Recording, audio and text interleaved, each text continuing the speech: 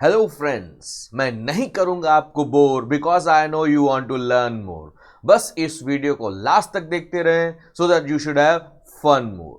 Friends, मैं आपके लिए कई सारे वीडियोस लाने जा रहा हूं और इस टॉपिक को एकदम आसान तरीके से आपके साथ में शेयर करने जा रहा हूं ताकि आपको एक बार में ही चीज़ें याद हो जाए और आपको एग्जाम में मैक्सिमम स्कोर करने में आसानी हो।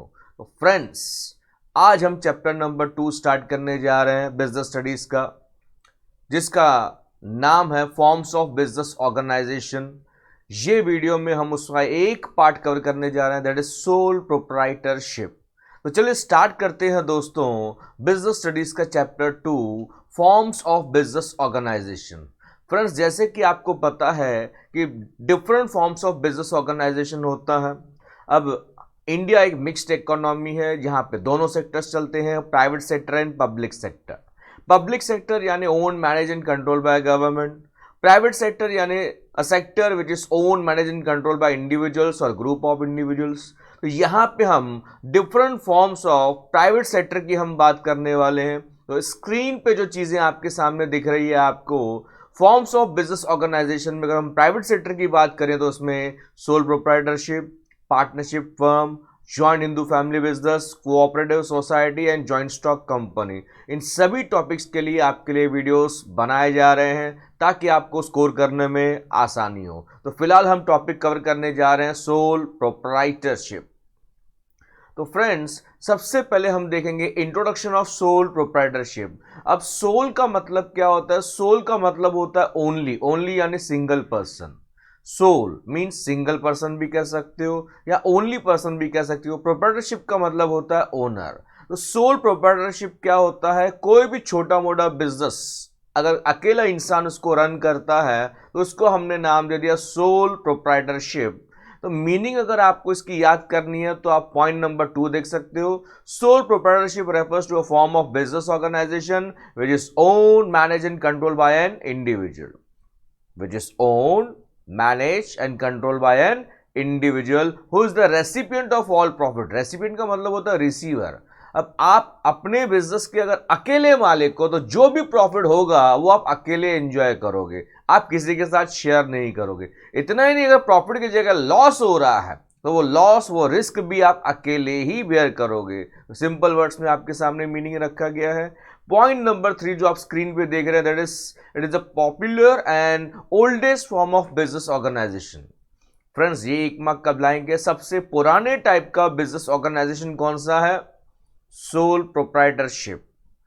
सबसे पहले इंसान अकेले बिजनेस करता था, फिर धीरे धीरे इसके लिमिटेशंस की वजह से बाकी के बिजनेस ऑर्गेनाइजेशंस डेवलप होते गए। तो ये ओल्डेस्ट भी है और popular form of business organisation भी है। इतना ही नहीं, इसको शुरू करना बहुत ही आसान है। तो ये simplest and oldest form of business organisation है and it is suitable for small business. आपको कोई भी छोटा मोटा बिजनेस करना हो तो बेस्ट है सोल प्रोप्राइटरशिप। इतना ही नहीं friends, the person who conduct this business is called soul trader और सोल प्रोप्राइटर। कोई भी बंदा जो इस बिजनेस को रन कर रहा है उसको हमने नाम दिया सोल ट्रेडर या फिर सोल प्रोप्राइटर। ये बिजनेस कौन शुरू कर सकता है? Any person with limited capital. कोई भी व्यक्ति, बंदा मेल भी हो सकता है, फीमेल भी हो सकती है, जेंडर चेंज ना करें, किसी को फील हो सकता है।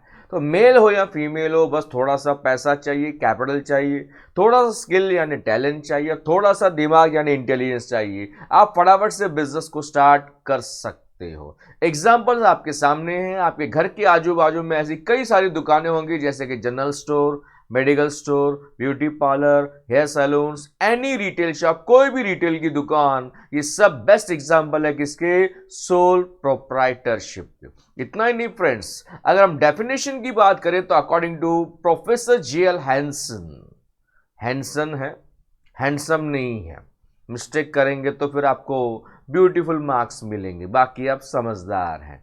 तो फ्रेंड्स थोड़ा ध्यान दीजिएगा। तो जीएल हैंसन क्या कहते हैं? Soul trader is a type of business unit, यानी एक बिजनेस ऑर्गेनाइजेशन है वेयर अ पर्सन इज सोली यानी individually responsible for providing the capital. अकेला इंसान जवाबदार है, वो खुद ही पैसा अरेंज करेगा। For bearing the risk of enterprise, वो खुद ही सारा रिस्क उठाएगा। And for the management of the business, वो खुद ही बिजनेस को मैनेज करेगा। एक डेफिनेशन तो आपने याद कर लेना है, याद नहीं होता है तो टेंशन ना लें, आपकी जगह पे मैं लिख दूंगा। एग्जाम आकर मेरा ही है, आपका थोड़ी है, आपने तो लाइफ को एंजॉय करना है। यस फ्रेंड्स, चलिए जोक्स अपार्ट आगे बढ़ते हैं। Let us see the features of sole proprietorship. Point number 1 is formation and closure.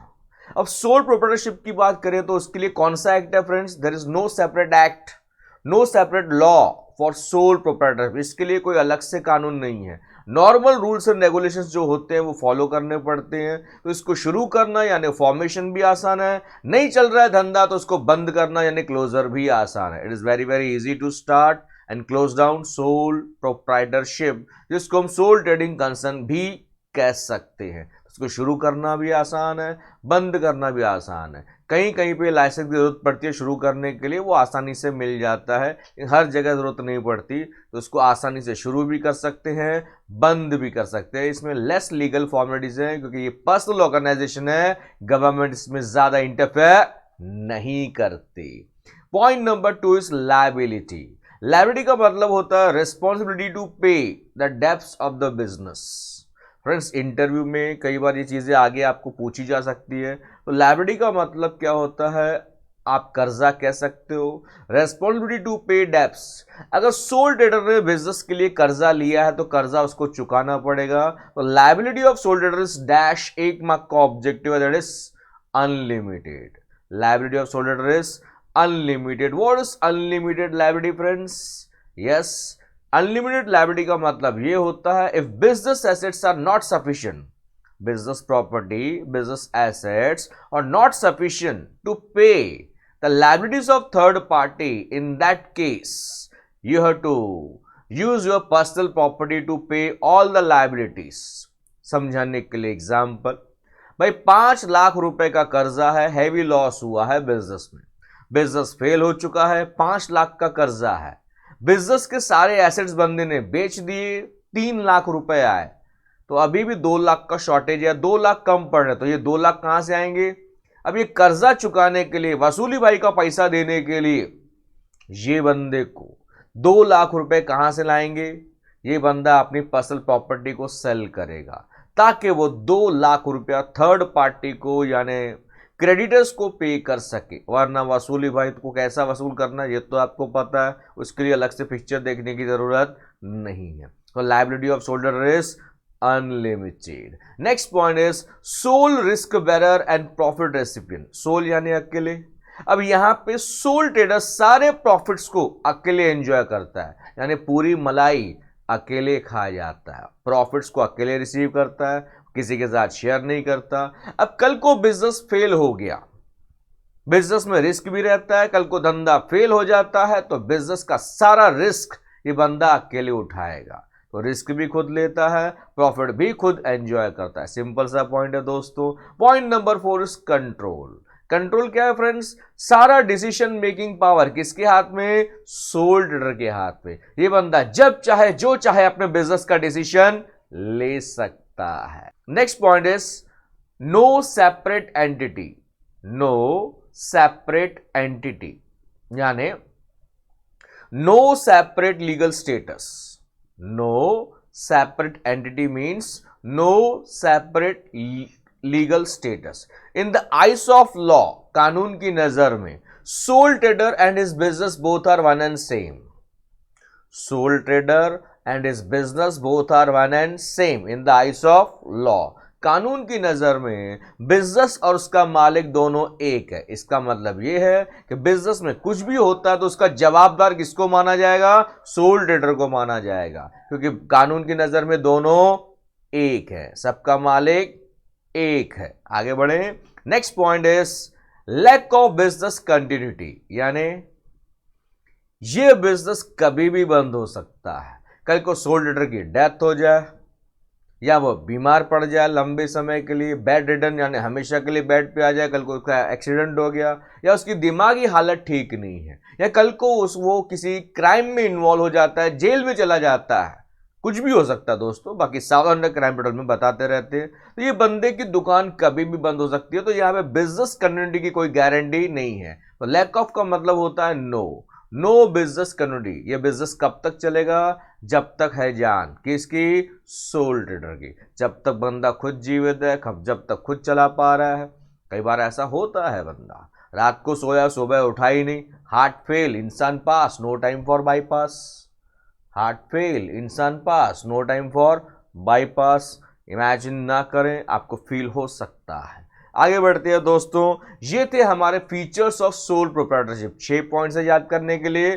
Formation and closure, liability, sole risk bearer and profit recipient, control, no separate entity, and the last one is lack of business continuity. Let us see the merits of sole proprietorship. इसके plus points क्या है? पहला point, quick decision making. यहां पे decision फटाफट ले सकते हैं, क्योंकि सारे डिसीजन खुद लेता है। कौन? Soul trader. वो किसी को कंसल्ट नहीं करता, तो ये फटाफट डिसीजन ले सकता है। अपने बिजनेस में जब चाहे जो चाहे चेंजेस कर सकता है। Point number 2 is confidentiality of information, यानी हम बात करें सीक्रेसी। अब सोल ट्रेडिंग कंसर्न अकेले खुद मैनेज कर रहा है, खुद ही चला रहा है सोल ट्रेडर, तो सारे राज किसके सीने में दफन होंगे? सोल ट्रेडर के सीने में होंगे। दूसरों को, बाहर वालों को ये राज पता चलने वाले नहीं है, जब तक बंदा खुद ये राज दूसरों को ना बताए। फ्रेंड्स, बिजनेस अगर आप कल को करते हो, तो मैं आपको बिजनेस की बातें, कुछ ट्रिक्स जो टिप्स मैं आपको देना चाहूंगा। बिजनेस करते समय कभी भी आप अपने बिजनेस के राज किसी के साथ भी शेयर न करें, कितना भी वो आपका बेस्ट फ्रेंड क्यों ना हो, क्योंकि पैसा बहुत डैश चीज है। सोचिएगा, खराब चीज है कि अच्छी चीज है? अगर खराब चीज है तो आज ही मेरे अकाउंट में सारा पैसा ट्रांसफर कर दो। पैसा अच्छा खराब नहीं होता, पैसे को लेकर इंसान की नीयत। बाकी आप समझदार हैं। तो फ्रेंड्स, यहां पे हम बात कर रहे हैं, तो यहां पे क्या है, सारे राज किसको पता है? सोल ट्रेडर को पता है। जब तक ये अपने बिजनेस के राज दूसरों को नहीं बताएगा, तब तक इसका बिजनेस चलता रहेगा। और जितने भी बिजनेसमैन हैं, उनका प्रॉफिट कमाने का ना कोई कारण, कोई ना कोई राज होता है। और ये राज वो किसी के साथ भी शेयर नहीं करते, क्योंकि अगर आप जिस दिन राज खोल दोगे, कहावत है, बंद मुट्ठी लाख की, खुल गई तो खाक की। जब तक राज राज रहेगा, तब तक बिजनेस आबाद रहेगा, वरना बंदे तेरा बिजनेस बर्बाद रहेगा। सोचिएगा जरूर। तो ये धंधे की कुछ बातें हैं, ये आपको पता होना चाहिए। कितना भी बेस्ट फ्रेंड, क्लोज फ्रेंड क्यों ना हो, उसके साथ ये धंधे के राज आपने शेयर नहीं करने हैं। Point number 3 is direct incentive. Direct incentive का मतलब यही है कि एफर्ट रिवॉर्ड रिलेशनशिप है। जितनी ज्यादा आप इस बिजनेस में मेहनत लोगे, उतना ज्यादा अच्छा आपको फल मिलेगा, क्योंकि सारे प्रॉफिट अकेले एंजॉय करता है। कौन? Sole proprietor. Next point is sense of accomplishment, मतलब एक सेटिस्फैक्शन मिलता है। कुछ लोग होते हैं जिनको जॉब करना, किसी के ऑर्डर्स लेना अच्छा नहीं लगता, पसंद नहीं है कि कोई मुझे ऑर्डर दे। तो ऐसे लोगों के लिए बेस्ट है सोल प्रोप्राइटरशिप। आप अपना कोई भी छोटा मोटा खुद का धंधा स्टार्ट कर सकते हो, और आपको एक सेटिस्फैक्शन मिलेगा कि मैं जो भी कर रहा हूं अपने लिए कर रहा हूं। जितनी ज्यादा मेहनत लूंगा, वो हिसाब से मुझे प्रॉफिट भी होगा। तो जो भी मैं मेहनत कर रहा हूं, अपने लिए कर रहा हूं, दूसरे के लिए नहीं कर रहा हूं। तो ऐसे लोगों के लिए बेस्ट है sole proprietorship. Point number 5 already मैं आपको बता चुका हूं, ease of formation and closure. Ease of formation यानी इसका फॉर्मेशन बहुत आसान है, कोई भी बंदा इसको स्टार्ट कर सकता है। बस थोड़ा सा कैपिटल होना चाहिए, थोड़ा सा स्किल यानी टैलेंट होना चाहिए, और थोड़ा सा इंटेलिजेंस होना चाहिए, क्योंकि बिजनेस करने के लिए दिमाग का होना बहुत जरूरी है। ये कर सकते हैं आसानी से। कल को बिजनेस नहीं चल रहा है, अच्छा रेस्पॉन्स नहीं मिल रहा है, तो इसको आप बंद भी कर सकते हो, क्योंकि आप अपने बिजनेस के अकेले मालिक हो। तो उसको शुरू करना भी आसान है, बंद करना भी आसान है। तो फ्रेंड्स, मेरिट्स में हमने 5 पॉइंट्स कवर किए। Point number 1 quick decision making, point number 2 confidentiality of information यानी secrecy, point number 3 direct incentive यानी all profits are equal, all profits are enjoyed by sole trader. Point number 4 is sense of accomplishment यानी satisfaction मिलता है कि मैं खुद के लिए काम कर रहा हूं। Point number 5 ease of formation and closure. चलिए दोस्तों, अभी हम सिक्के का दूसरा पहलू देखेंगे, that is limitations of sole proprietorship यानी disadvantages, demerits, minus point. Point number 1 is limited resources यानी लिमिटेड कैपिटल। यहां पे पैसे की, विटामिन एम की हमेशा शॉर्टेज रहेगी। क्यों शॉर्टेज रहेगी? पैसा कौन अरेंज करेगा? अकेले। कौन? Sole proprietor. कहां से लाएगा? पर्सनल सेविंग्स है तो वो बिजनेस में इन्वेस्ट करेगा। पैसा कम पड़ रहा है तो फ्रेंड्स एंड रिलेटिव्स, दोस्तों रिश्तेदारों से पैसा बोरो कर सकता है। पैसा और कम पड़ रहा है तो बैंक से भी लोन ले सकता है, लेकिन बैंक भी एक लिमिट तक ही लोन देगी। कल को आप बैंक के पास चले गए, मेरे को 500 करोड़ का लोन दो, तो बैंक वाले आपको ऊपर से लेकर नीचे तक स्कैन करेंगे और इमेजिन करेंगे कहीं आप विजय माल्या पार्ट 2 तो नहीं होना, नीरव मोदी पार्ट 2 तो नहीं हो, बाकी आप समझदार हैं। तो जितने की प्रॉपर्टी आप गिरवी रख पाओगे उतने का ही यहाँ पे आपको लोन मिलेगा। तो यहाँ पे आपके पास कैपिटल कम होगा। कैपिटल कम होगा यानी बिजनेस को आप स्मॉल स्केल पे कंडक्ट करोगे। कौन सा एरिया कवर करोगे? लोकल एरिया यानी नियर बाय एरिया। आप अपने बिजनेस को लिमिट से ज़्यादा नहीं फैला सकते। क्यों नहीं फैला सकते? पॉइंट नंबर 4 उसी से कनेक्टेड है, पॉइंट नंबर 1 के साथ पॉइंट नंबर 4, क्योंकि आपकी मैनेज करने की जो एबिलिटी है ना वो लिमिटेड है। लिमिटेड मैनेजरल एबिलिटी की हम बात कर रहे हैं। आप स्मॉल स्केल पे बिजनेस करने के लिए बेस्ट हो। अगर आप लिमिट से ज्यादा बिजनेस को एक्सपांड करने जाओगे तो आप तकलीफ में फंस सकते हो। प्रॉफिट की जगह यू मे सफर लॉस, क्योंकि आपके मैनेज करने की कैपेसिटी क्या है? लिमिटेड है। और जितनी कैपेसिटी होनी चाहिए उतने ही हिसाब से काम करना चाहिए। पुरानी कहावत है, जितनी चद्दर हो उतने ही पैर फैलाने चाहिए। चद्दर से ज़्यादा पैर फैलाओगे तो इंसान को ठंड लग सकती है, ठंडी का मौसम है तो, या फिर घर में चूहे हैं तो चूहे पैर कुतर सकते हैं। बाकी चद्दर का क्या है, कभी भी बढ़ाई जा सकती है। आगे बढ़े तो पॉइंट नंबर 1 क्या था? Limited resources. पॉइंट नंबर 4 उसी से कनेक्टेड था, इसके लिए आपको बता दिया लिमिटेड मैनेजरल एबिलिटी। हर इंसान की ना बिजनेस मैनेज करने की कैपेसिटी होती है, एक लिमिट होती है, और लिमिट से ज़्यादा आप बिजनेस को एक्सपांड नहीं कर सकते। एक तो आपकी क्षमता कम है, दूसरा आपके पास विटामिन एम की कमी है। तो फर्स्ट एंड फोर्थ पॉइंट हमने क्लियर कर दिया। अब आते हैं पॉइंट नंबर 2। क्या है point number 2? Limited life of business concern, यानी आपका बिजनेस कितने समय तक, कितने साल तक चलेगा हम बोल नहीं सकते।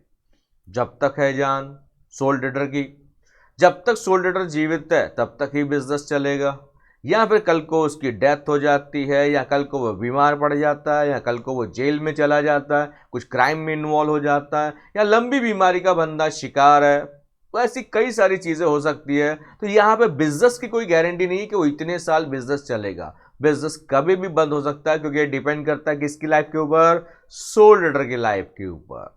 Next point is point number 3, unlimited liability, जो कि मैं आपको ऑलरेडी फीचर्स में बता चुका हूं। Liability of sole trader is unlimited. Unlimited liability का मतलब क्या बताया friends?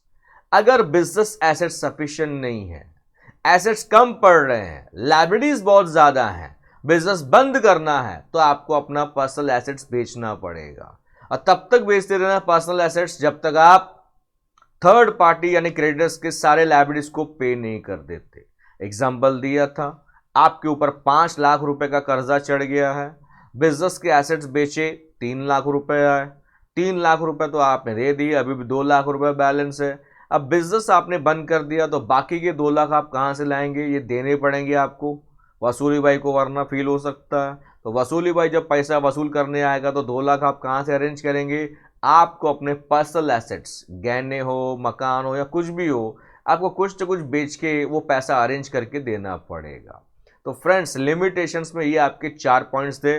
Limited resources, limited life of business concern, unlimited liability and limited managerial ability. Friends, कम समय में मैंने आपको ये पूरा टॉपिक समझाने की कोशिश की कि सोल प्रोप्राइटरशिप क्या होता है, उसका इंट्रोडक्शन, उसका डेफिनेशन, उसके फीचर्स, उसके मेरिट्स, उसके लिमिटेशंस। अगर आपको ये वीडियो पसंद आया है तो आप इसको लाइक करें, शेयर करें, सब्सक्राइब करें। इतना ही नहीं फ्रेंड्स, वीडियो देखते समय आपके ऊपर एक नोटिफिकेशन भी आएगा, आप आई बटन पे क्लिक करोगे तो आपको मेरे नए नए वीडियोस मिलते रहेंगे।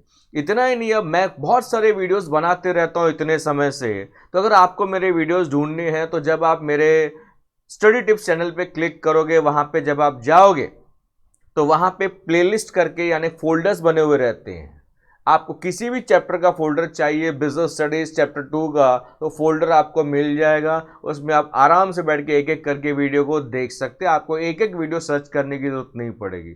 तो फ्रेंड्स, आपको ये पता होना चाहिए, जब आप चैनल को ओपन करोगे मेरे, तो वहाँ पे स्क्रीन पे आपको होम वीडियोस प्लेलिस्ट करके देखेगा। प्लेलिस्ट का मतलब होता है हर एक का फोल्डर बना हुआ है, चैप्टर वाइज, सब्जेक्ट वाइज, क्योंकि मैं कई सारे सब्जेक्ट पढ़ाता हूँ। उम्मीद करता हूँ कि आपको ये मेरा वीडियो अच्छा लगा रहेगा। Thank you all for your love and support.